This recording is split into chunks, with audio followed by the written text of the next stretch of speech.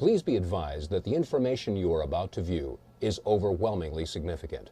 We offer no conclusions, but simply present the evidence and let you, the viewing audience, draw your own conclusions. It is vital that we also mention that the footage you are about to view comes from many of the largest news agencies in the United States who covered the events which unfolded on September 11, 2001. Efforts were made to contact these news agencies and obtain releases for the footage to which we draw attention.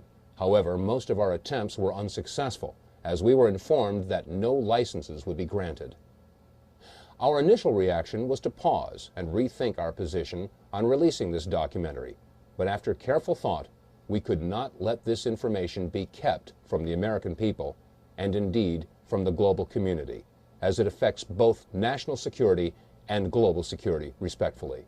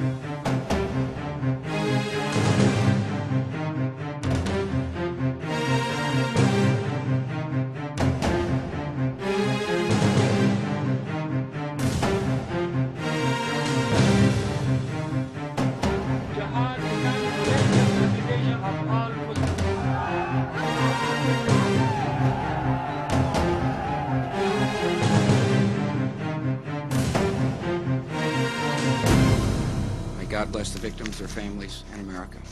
Thank you very much.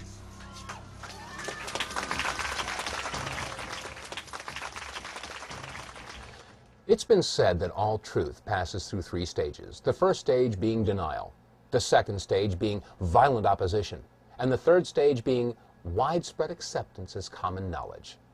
Well, as you view this documentary, keep in mind that people watching will probably fall into one of those three categories. One group of people will absolutely deny that what they're seeing could possibly be true. The second group of people will be violently opposed to this kind of information being released, and they'll do everything that they can to discredit the messenger rather than pay attention to the message. And yet there will probably be a third group of people that will sit back in their easy chair and say, "I'm not surprised. I knew it all along." With this in mind, let's begin by playing a little word association. I'll say a word, and you think of the first word that comes to mind. Conspiracy theory is what most people think of. We've all been conditioned to associate the word theory with the word conspiracy, because after all, no conspiracies could possibly be true. They're all just theories, aren't they? Well, in the phrase conspiracy theory, there are two words. The first word, conspiracy. The second word is the active word, theory. By definition, a theory is a supposition, an idea, a concept, a hypothesis. Let me give you an example. In theory, if I purchase a raffle ticket, I could win a prize. Now, as long as I don't purchase a raffle ticket, my win is theoretical. But once you purchase a raffle ticket, the win is no longer a theory. It becomes a possibility. And the more raffle tickets you purchase, the more possible and eventually probable the win becomes. Such is the case with a conspiracy theory. As long as there is no evidence, it is a conspiracy theory. But once you have a piece of evidence, no matter how flimsy or circumstantial it may be, it becomes a possibility. And the more evidence that is gathered, the more possible and eventually probable the conspiracy is. You'll be looking at evidence in this documentary, and it will be up to you to decide if this is a conspiracy theory or indeed a conspiracy. Let us never tolerate outrageous conspiracy theories concerning the attacks of September the 11th, malicious lies that attempt to shift the blame away from the terrorists themselves, away from the guilty. On September 11th, 2001, 4 events occurred within an hour and 15 minutes of one another. The first event occurred at 8:45 Eastern Standard Time when American Airlines Flight 11 hit the North Tower of the World Trade Center. And then 18 minutes later, at 9:03 Eastern Time, United Airlines Flight 175 slammed into the South Tower of the World Trade Center. And then at 9:43, it was reported that American Airlines Flight 77 had hit the Pentagon. And then finally, at 10 o'clock Eastern Time, United Airlines Flight 93 crashed in Shanksville, Pennsylvania. Now, unless this is one incredible coincidence, is it not safe to assume that all 4 of these events are inescapably married to one another? And is it not also safe to assume that if you find one person involved or a party involved with one of these events, they're probably involved in all of them? Well, following this train of thought, since there was no credible claim of responsibility, is it not safe to assume that those involved or those parties involved or agencies or groups that were involved in the events of 9/11 would do anything that they can to obfuscate, distract, or distort, or cover up any information that might lead to their discovery? And if that's true, is it not also safe to assume that if you find somebody, a group, an agency, a party that is involved in the obfuscation, distraction, distortion, or cover-up of any information involved in any of the events of 9/11, does it not indicate possible involvement and even guilt in the events of 9/11? Keep this in mind as we look at the video evidence of September 11th.